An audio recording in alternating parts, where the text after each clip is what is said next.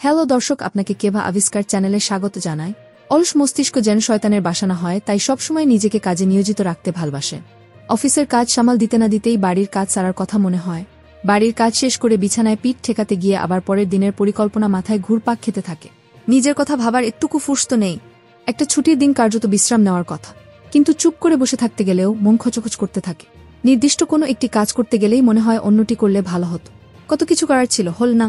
মনোবিদেরা বলছেন ব্যস্ত থাকা ভালো, তবে মাথায় সারাক্ষণ কাজের চিন্তা ঘুরতে থাকা আসলে টাইম ফ্যামিন। টাইম ফ্যামিন কি?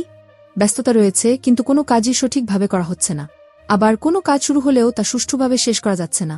এদিকে বন্ধুদের সঙ্গে আড্ডা দেওয়ার মতো সময়ও নেই। মানসিক স্বাস্থ্যের অবনতি হওয়ার পিছনে এমন পরিস্থিতি একাই 100। তবে চাইলে জটিল এই পরিস্থিতিও সামলে ওঠা যায়। তার জন্য কি পরিবর্তন আনতে হবে? এক সময় বেঁধে ফেলুন। শুধু ঘুমের সময়টুকু বাদ দিলে সারাক্ষণই কোনো না কোনো কাজ করেই চলেছেন। না খাওয়ার সময় নেই। শুনতে ভাল লাগলেও মাথার জন্য এই অভ্যাস ভাল নয়। মনোরোগ চিকিৎসকেরা বলছেন একঘেয়ে কাজ করতে কারো ভাল লাগে না। কাজের মাঝে মাঝে তাই বিরতি নেওয়ার প্রয়োজন রয়েছে। তাতে যেমন শরীরের ভালো হয়, তেমন কাজের মানও উন্নত হয়। ঘরে বাইরে নানা রকম কাজ থাকে, সেগুলি সঠিকভাবে সম্পন্ন করতে গেলে সময় ভাগ করে নেওয়াও জরুরি। 2. উদ্যাপন করতে শিখুন। যত ব্যস্ততাই থাক, তার মাঝে যেটুকু সময় পাওয়া যায় সেই সময়টুকু চুটিয়ে মজা করতে শিখুন। 2-3 দিন কাজ থেকে ছুটি নিয়ে কোথাও ঘুরে আসতে পারেন। একেবারেই সময় না থাকলে অফিস ছুটির পর সিনেমা দেখতে কিংবা কোথাও খেতে যেতে পারেন। অফিসের কাজ থেকে ছুটি পেয়ে কোমর বেঁধে বাড়ির কাজ সারতে গেলে কিন্তু হবে না।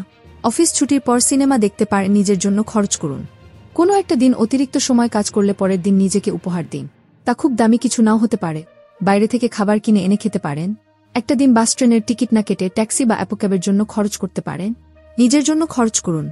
আজকের এই ইনফরমেশনটি যদি ভালো লাগে তাহলে এরকম ভিডিও পেতে চ্যানেলটি সাবস্ক্রাইব করে রাখুন, এবং আপনি কেমন ভিডিও দেখতে চান কমেন্ট করে জানা। ভালো থাকবেন, লাইক এবং শেয়ার করতে ভুলবেন না। ধন্যবাদ।